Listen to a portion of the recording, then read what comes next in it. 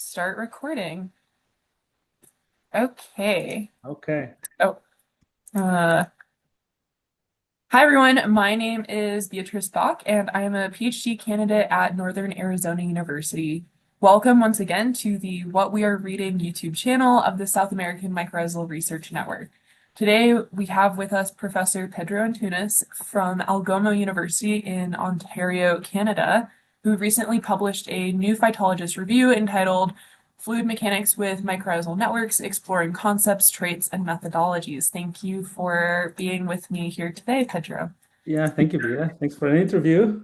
Yeah, so jumping into my first questions for you, when I was reading this, the first thing that kind of struck me is that I feel like a lot of mycologists don't know that much about fluid mechanics, myself included. And I was curious how you became interested in this at first and how you learned or taught yourself about fluid mechanics. Yeah, thank you for that. It's where do ideas come from? And it's never like I find it's never only sometimes okay, you an idea that just sparks. But in this case it was different. I think it was a combination of things.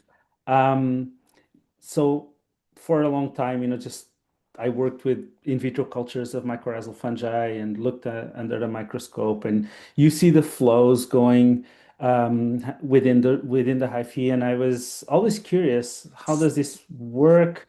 But I didn't think I have the tools at the time, or and so it was always I was fascinated by it, but it was always in the back of my mind until there more recently.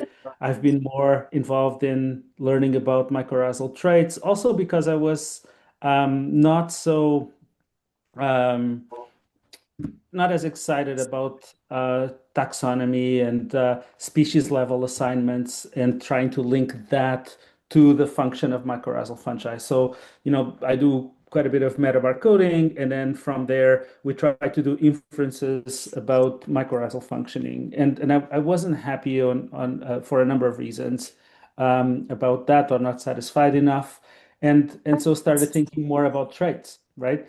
So from there, there's also quite a bit of inspiration from some of the work that was coming out of Spun and the group up in the Netherlands, where they show this traveling way using really cool robotics and imaging systems. I thought that was, and that's when I started thinking about, um, hmm, okay, I in some ways we're measuring things, but we to some extent, at least for mycorrhizal fungi, we don't have really the basics, the concepts.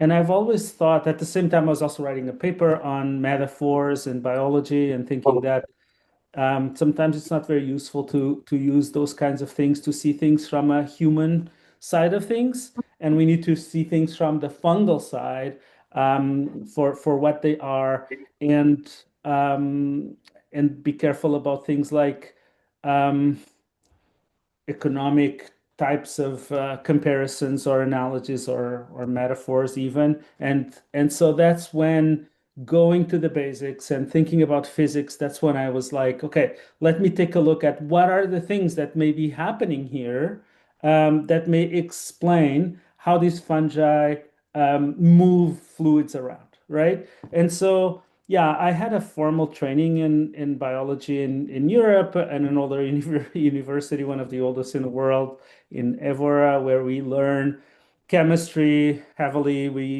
have training in physics.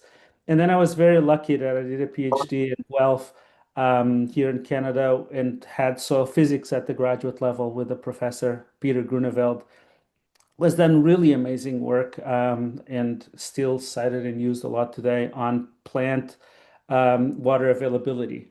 And so I learned a lot from him as well. So that kicked in, and that's probably my drive to go, okay, I need to go back to the physics and see what's out there and learn from some of the, and I found and I cite quite a few papers on fluid dynamics and things that were done with fungi as well, and then some books of fluid dynamics, and tried to put it all together, always thinking about mycorrhizal fungi. And I did expand into different kinds of mycorrhizal fungi. It's broader, but I work mostly with arbuscular, so that I try not to be as biased as I could. So sorry, it's a long answer, but that's because where sometimes ideas like this come from, it's a whole bunch of things put together.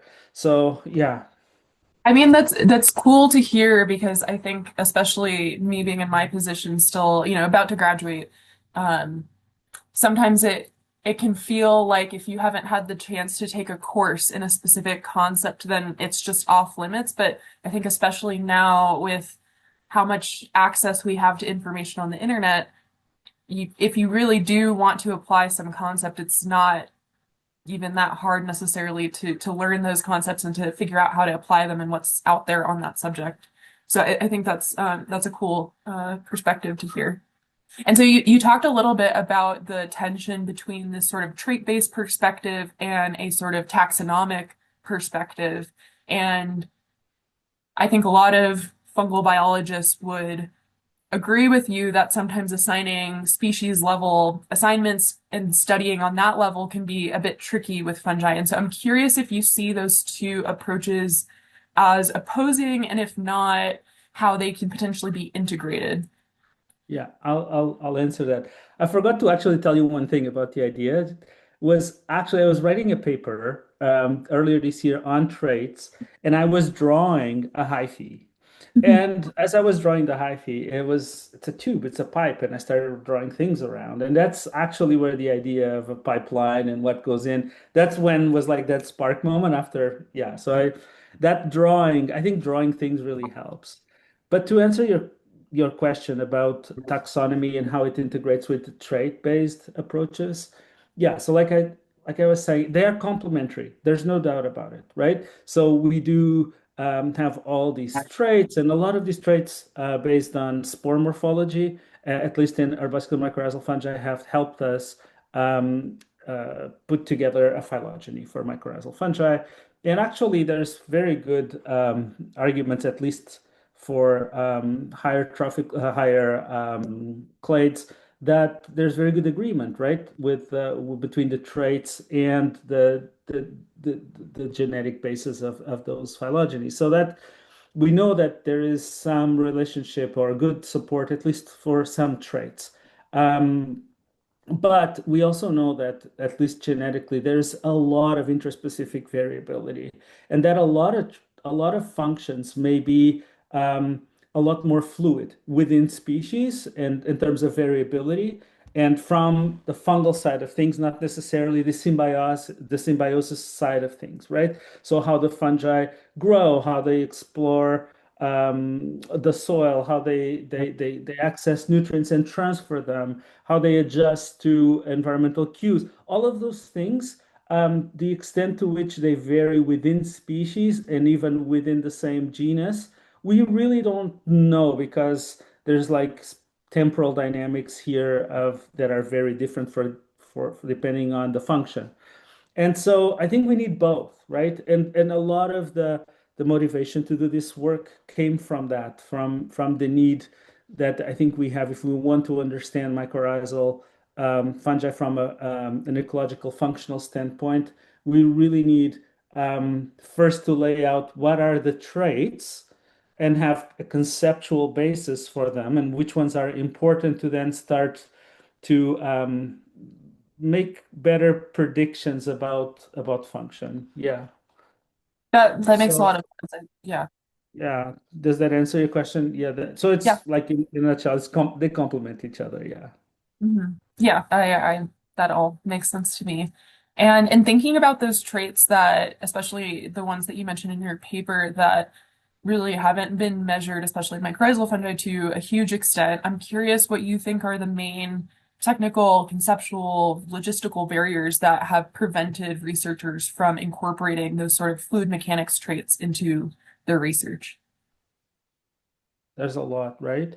Um, so some of it is conceptual, as I mentioned. I think we are still, there's a lot more work that needs to be done. This is just a little bit, and so we're missing that still. And then technically, we are missing that. And then there's also this component of interdisciplinarity, right? Like, and you started mentioning that. So how do we just focus on biology? How do we go and drink from other fields? I think we need to do that more, and I see that's happening more and more. But I mean, these are difficult systems to work like to work with. So they're below ground. They're very small. So technically, I think that's has been a big impediment. Was that Mhm. what you were asking? What has Yeah, prevented us? Well, yeah. yeah, I think that makes sense. And one thing I was also thinking about when I was reading your paper was that in engineering context, I imagine that these problems have been, or similar problems with pipelines and flow have been very well thought out. And so it kind of strikes me that there hasn't probably been a ton of transfer in the knowledge in that interdisciplinary sense, like you said, between engineering fields and mycorrhizal, hyphal, fluid dynamics fields, right? And thinking about how we can apply those same concepts that are probably well figured out is my suspicion. But I don't know that much about the engineering side of that literature, so I'm curious maybe if you can speak to that. Well, I think there's a lot more that has been done with fungi and doing those kinds of that kind of knowledge transfer Mhm. on sap for sap probes and yeah, mostly, but not as much for mycorrhizal fungi. I couldn't find very much at all. And so that part there, I think, is one that we could do a lot more. I also think that it's not just engineering, people working with any other mammals, humans, like vascular systems. There's so much to learn, right? From that, how fluids move and get to tissues, get to the cells, and what can we learn from with fungi and mycorrhizal fungi that could be transferable to other systems and of course to engineering. And there's quite a few traits when I was thinking about them um, that we haven't really measured or paid attention to. Another impediment here is material science. Like a big trait, like I think a very interesting trait here is elasticity. I was thinking about elasticity and all the different types of materials that hyphal walls are made of, right? That alone is like an entire field. And so elasticity, shear stress, or and how this determines flow, which if you think about trees and but also other organisms. I was thinking about pressures and other types of organisms, even like sponges and things like that. But yeah, there's a lot to transfer and to learn from one system to the other. And but I think that work hasn't really been done. Yeah. What would be the top traits that you would like to see studied more in mycorrhizal Mhm. hyphal traits? Okay, so so the elasticity, I think, is Right. one that I was interested in. Uh, I find fascinating the bidirectional flow Yeah, it because is really cool. it's cool, right?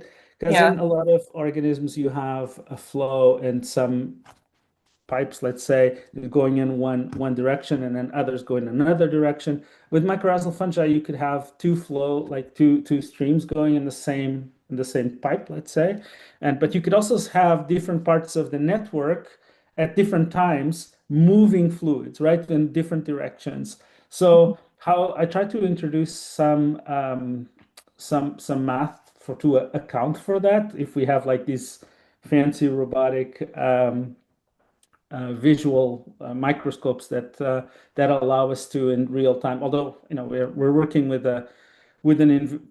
in an opaque system sometimes, so I also try to look at some of the methodologies or techniques that could allow us to do more work in situ to see how do they actually do it in nature. I think it's really tough, and Mhm. and the methodologies to track certain types of nutrients, let's say, in these hyphal networks, and what part of the network are they going in one direction versus the other, and what regulates that. Like that's the other thing. So we have some of the forces and the fluid mechanics, but then there's all this other like motor transport and all this active transport, biologically driven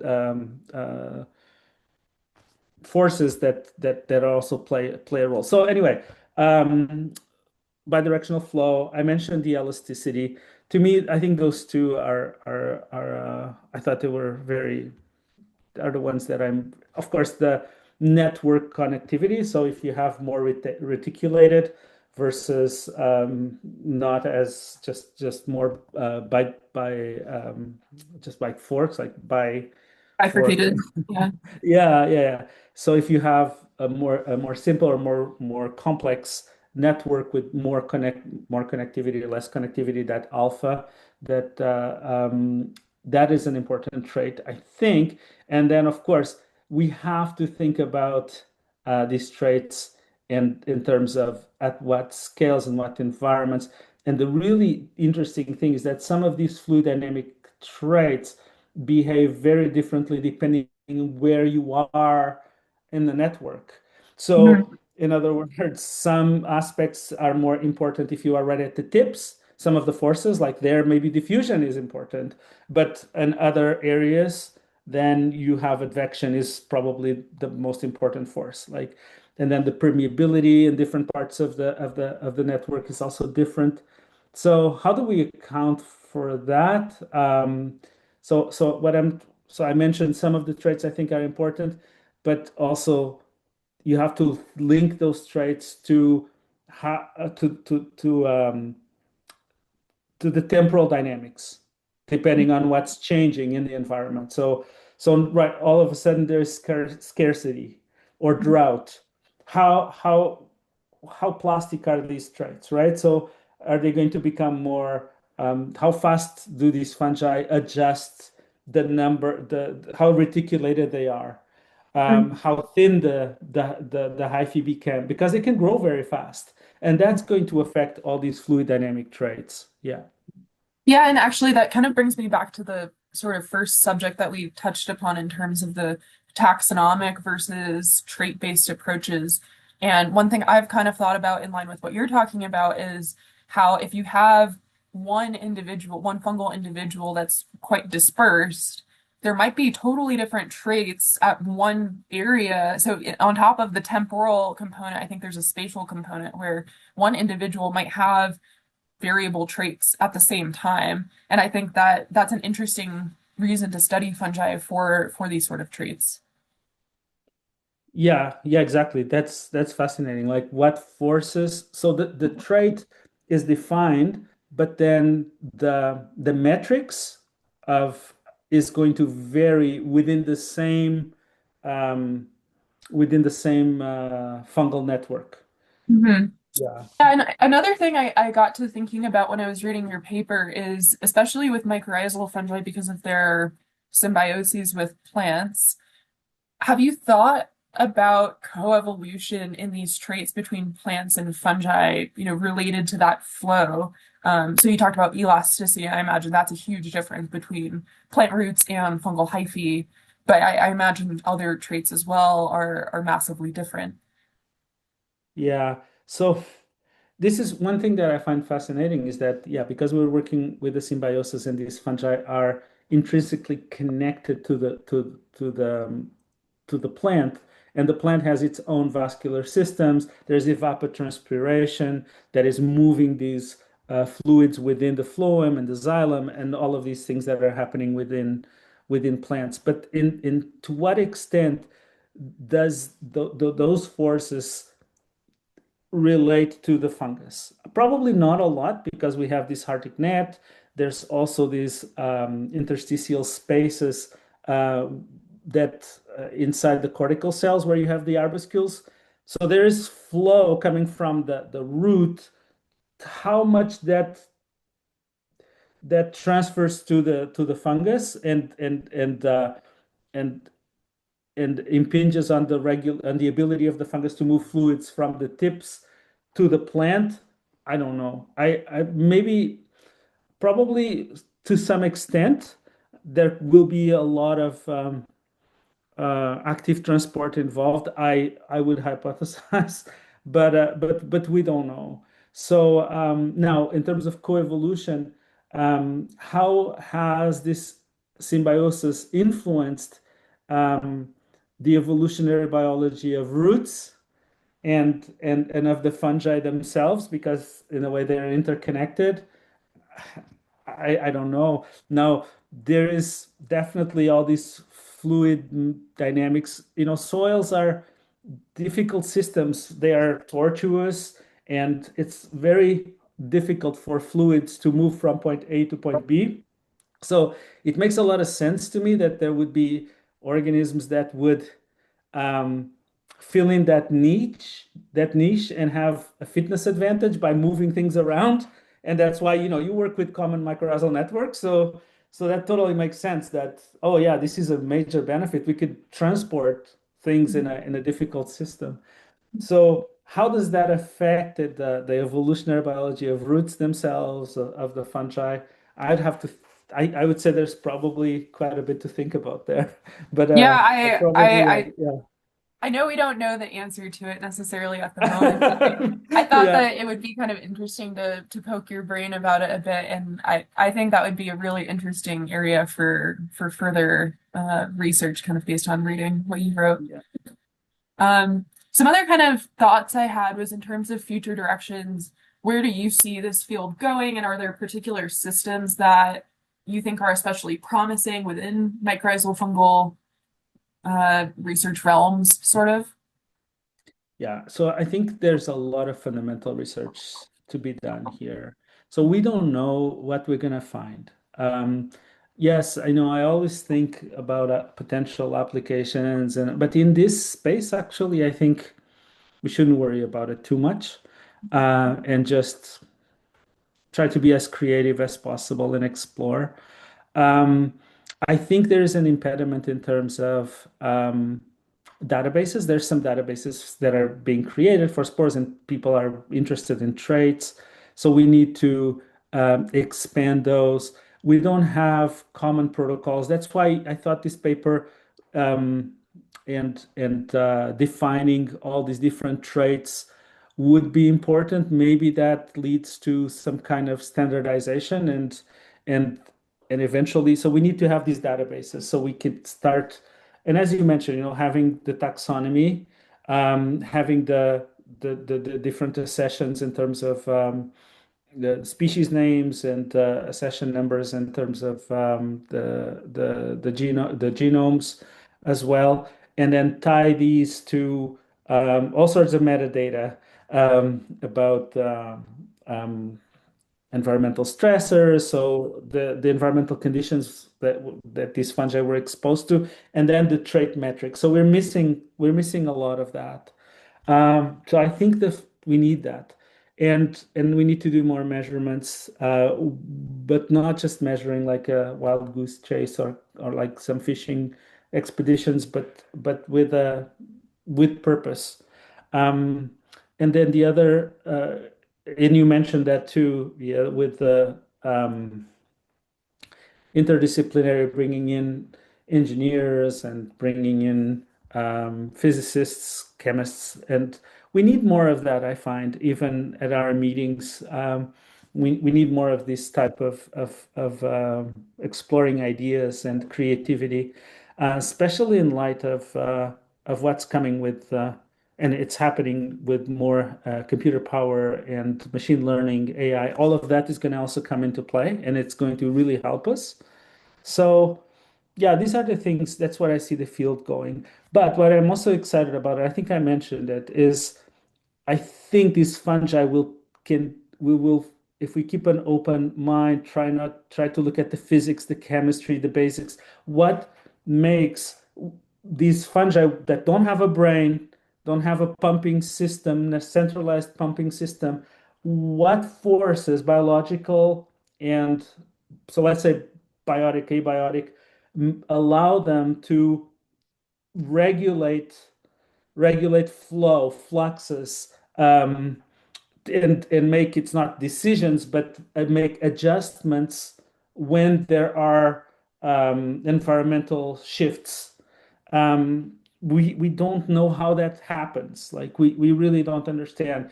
We also don't know how we think, really, how a brain thinks. So we also, I'm not surprised. But that's where I see the field going. How do we how do these fungi um, work, function, and what will we learn that then we could apply elsewhere? I think they have a lot to teach us, and I find Mhm. that really cool. Yeah, definitely. It's interesting to think about how the more that we know in, the disciplines that you're proposing in your paper could influence other disciplines as well. Like it's not only, that we're behind and, don't know enough, but also that potentially mycorrhizal fungal biology can influence other fields as well, which is really fascinating.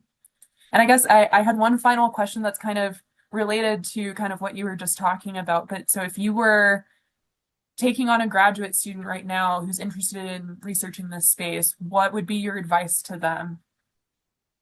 Okay, so I always tell my grad students to get to learn the organisms they're working with, and by learning meaning getting to know them, um, learning about their traits. So, for example, staining roots, looking at the arbuscules, extracting spores, extracting hyphae, looking at those, the diversity of traits that exist. So, get to know their organisms as opposed to extract DNA and do all the research without getting a good feel for what those organisms actually look like, and also learn about their environment. So to me, soil science, uh, learning about the inner work at an undergraduate level, just how soils work, and then get to know your fungi, and then on top of, so I would tell them to get that. Say the first year,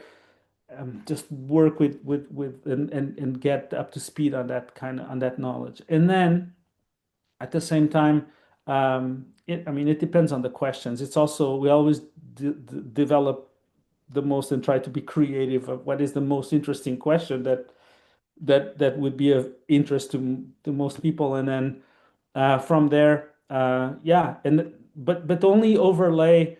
Don't just work, say, with metabar coding without getting to know the fungi, because that helps you with asking questions. And here with this particular like fluid mechanics, all those I could come up and think about a million experiments where we modulate um, stressors, drought or nutrient availability, and we look at the plasticity of some of these traits, and in different parts of the network, as you mentioned. There's just so much to do. I just wish I had all the money in the world, and and also all these different very advanced tools. And in this paper, I tried to list a lot of the methodologies and opaque systems and transparent systems, and it's a lot of these methods are very expensive as well. So you have to kind of use creativity if you don't have a lot of resources, but more you have to be more creative. But anyway, you need that. So I would tell the students like we have to work on questions. It's all, yeah.